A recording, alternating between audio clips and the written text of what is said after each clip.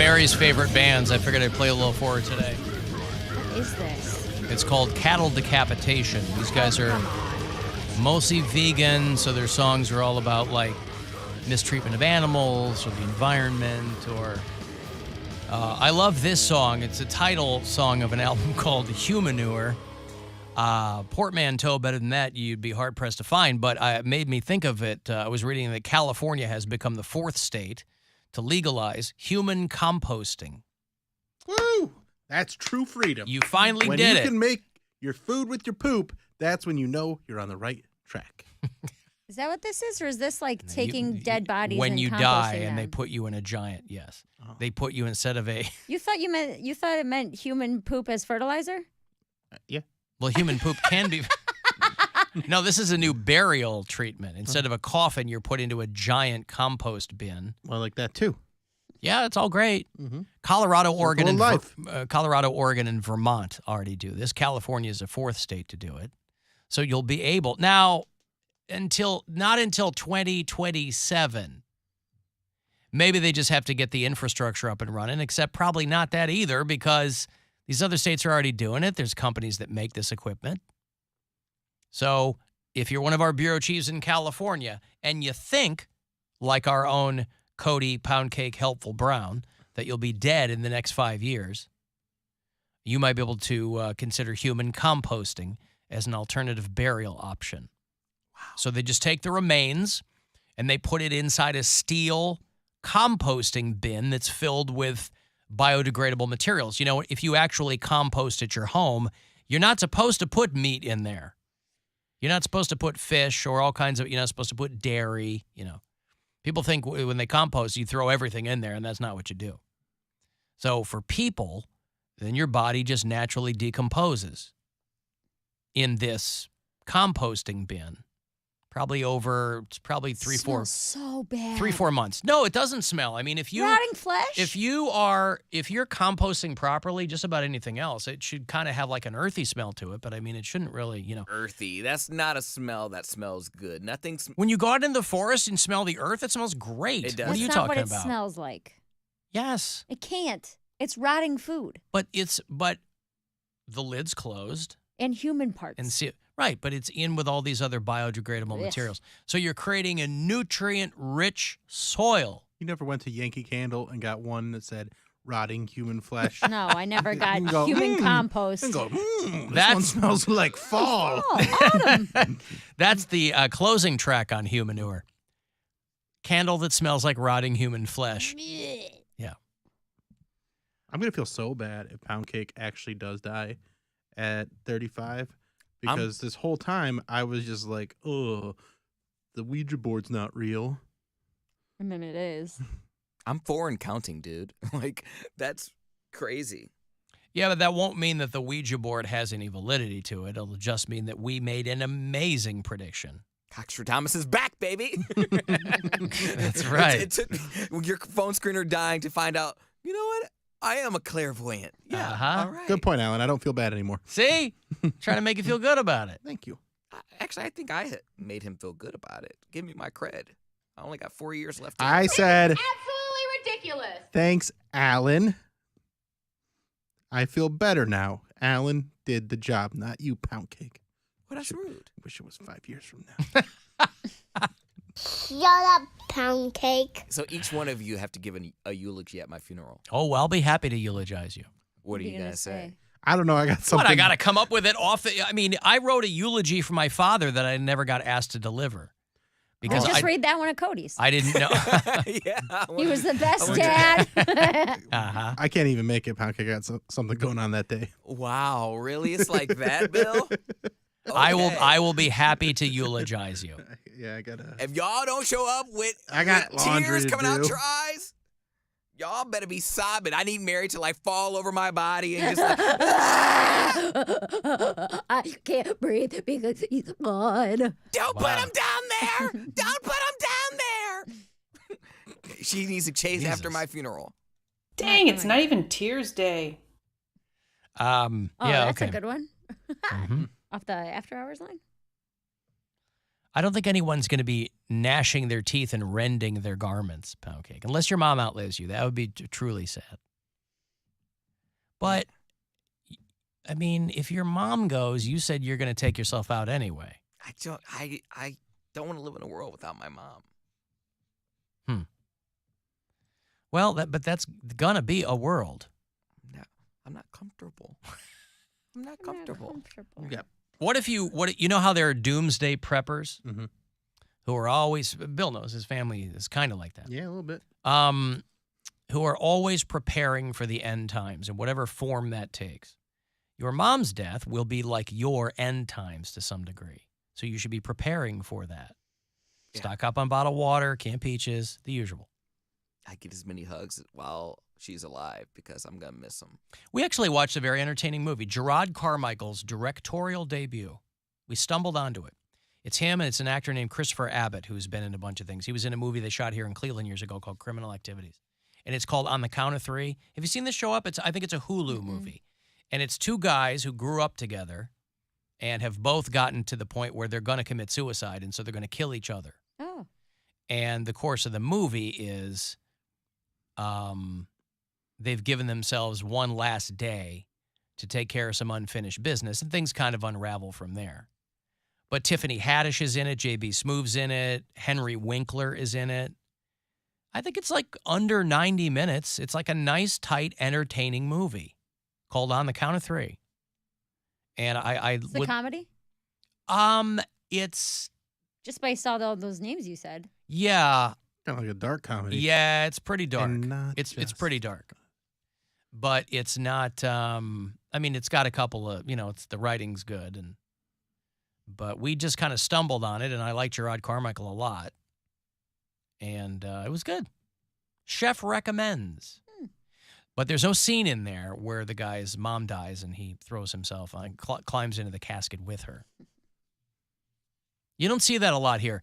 It has always shocked me, and I don't know if it's a cultural thing or it's a religious thing or what, but it's always shocked me in countries where death is so pervasive from foreign adversaries or what, countries that are constantly under threat of being bombed or whatever.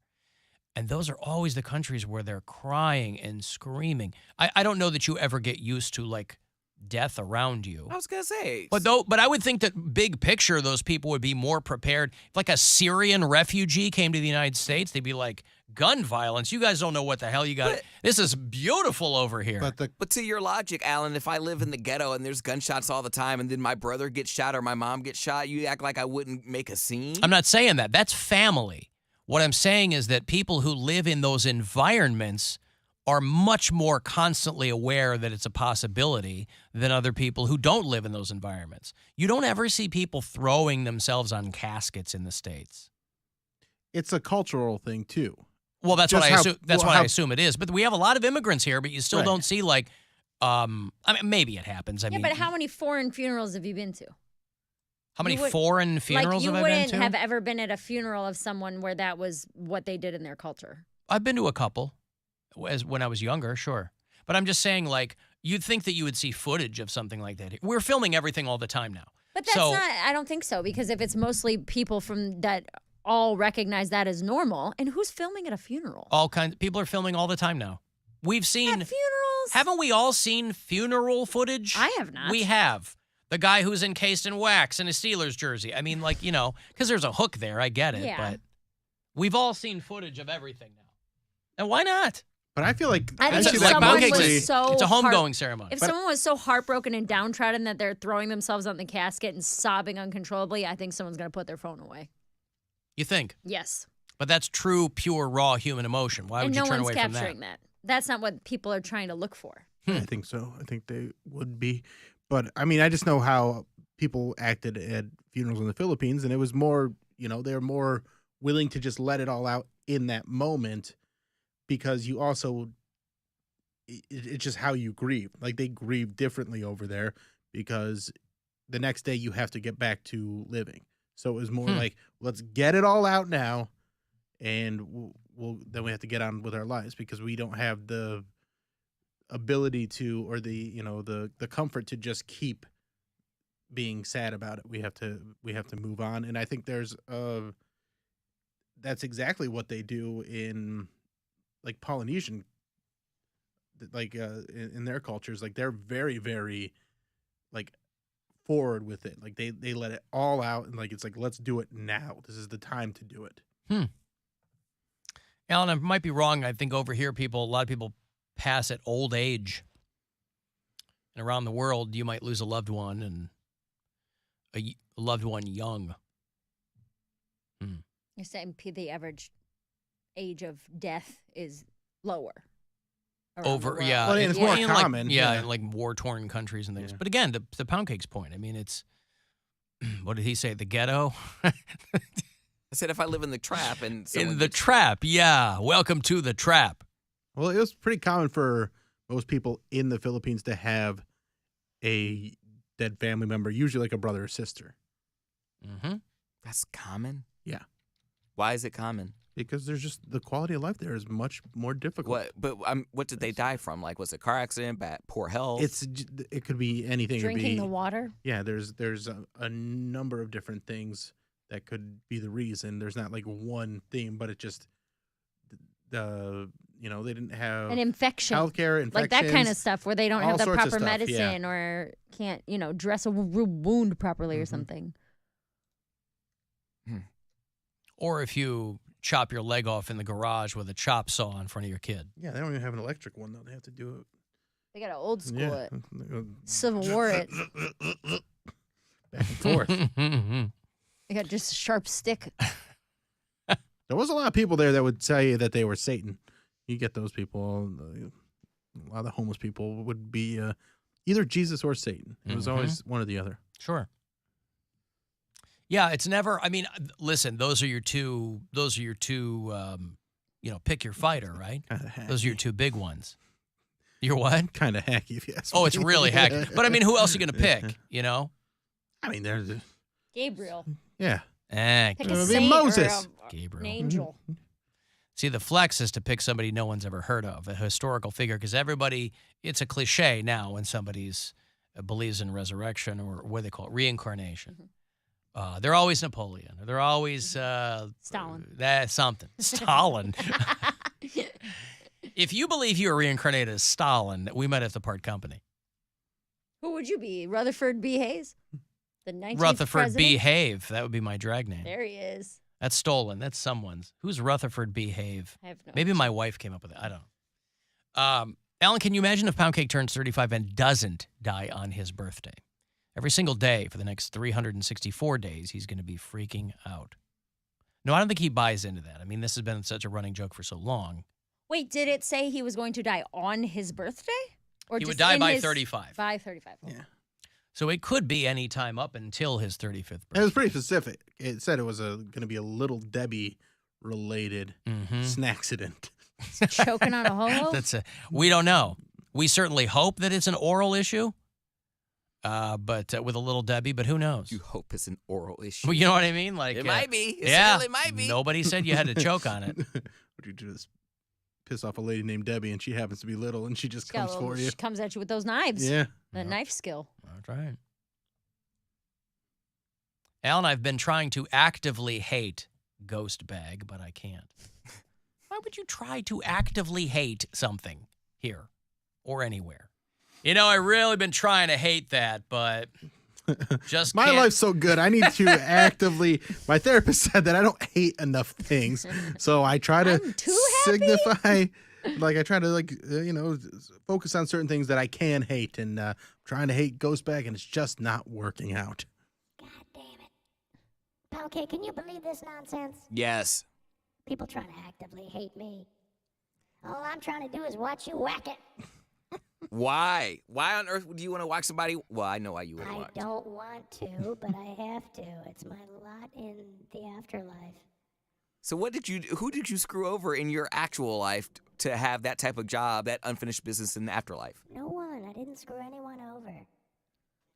I was just reincarnated as a bag. That's why you could see me. Yeah, I'm aware. When I was alive, I was a captain of industry. I ran a major U.S. corporation. Oh, really? Yeah, it was called Enron. And I got turned into a bag.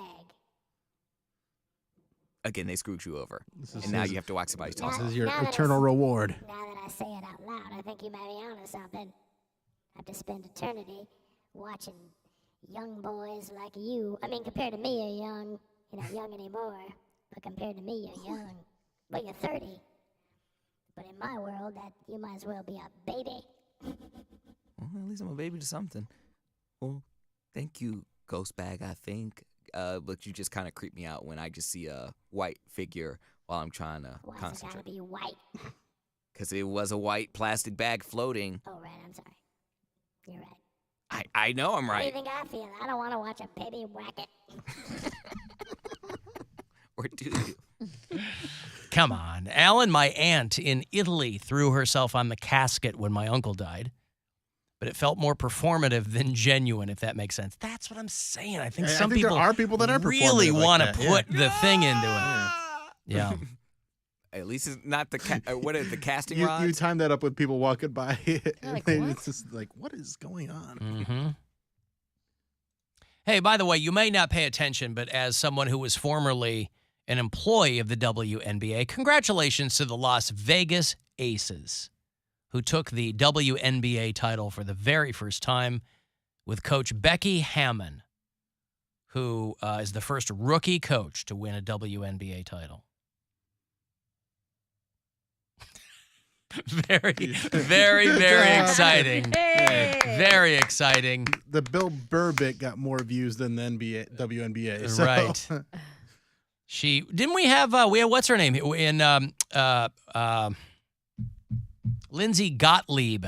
We had an assistant coach here with the Cavaliers for a little while. We had Lindsay Gottlieb. She was the first NCAA female coach hired by the NBA. It was a big deal.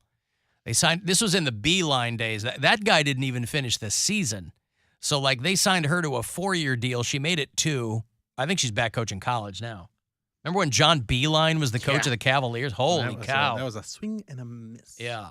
He was Cleveland's Jerry Tarkanian. But, yeah, we had Lindsay Gottlieb here. That was like they made a big deal about that at the time. And I used to work for the Chicago Sky. And they made it to, like, the postseason. But they didn't make it all the way. The Las Vegas Aces. And it's a big deal for this Becky Hammon because everybody told her, you're never going to make it in the pros. She's 5'6". They're like, you're too short, to be a basketball star, and you're not going to play in the WNBA. But she's the coach. She was an assistant coach to Greg Popovich for a long, long time. She was with the Spurs for a long time. And she's a rookie coach for the Las Vegas Aces, and they won the WNBA championship. And if you've ever been to a WNBA game, you will have fun. You'll forget about it Whether as soon. you like it or not. That's not Mandatory fun. You will. You might not. It might not be especially memorable when you leave. But it will be enjoyable. It'll be a good time. Becky Hammon played in the WNBA for 16 years. They called her Big Shot Becky. But, yeah. So, listen, Las Vegas is all of a sudden everybody is all sports all the time. Not even just betting. Just people paying attention to teams. And for a long time, there were no teams, and now it's nothing but teams. But, when I was with the WNBA, you're talking like 15 years ago, and you were lucky to get, a quarter of the place filled. Now they're packing these joints out. But they used to paper these games back in the day. Just high school glee clubs and lesbians buying season tickets, and that is no joke. But they've kind of blown up since then. So, listen, we have a lot of bureau chiefs in Las Vegas. I have to think some of them are probably die-hard Aces fans. Mhm. Have to be. So congratulations to them. It's a great team name. The Aces. Mm-hmm. Alan, how does Poundcake want to die? How do I want to die? I Driving off a cliff like Velma and Louise. I hadn't really thought about it. Velma and Louise. While solving a you murder. magnificent bastard. I hadn't really thought about it. I Mhm. don't like to think about that. All right. You've never thought about it. Surrounded by family and friends, just so they can get their last goodbyes, or they can tell me things that I will never be able to close. Like, hey, I slept with your, and then I take my last breath. Surrounded by family and friends. Yeah, you guys come in, and you're like, oh my God, I can't believe you're going. I'm like, don't cry, Alan. It's okay. Don't cry. You're going to be dead. I'm going to be hovering over you. Oh. I'm a rock. Yeah, all right. All right. Let me take a break. You want to get the last word in, send me a text, 35192. The Corey Roddick Experience. You are set up after 6:30. Guardians are done playing for today.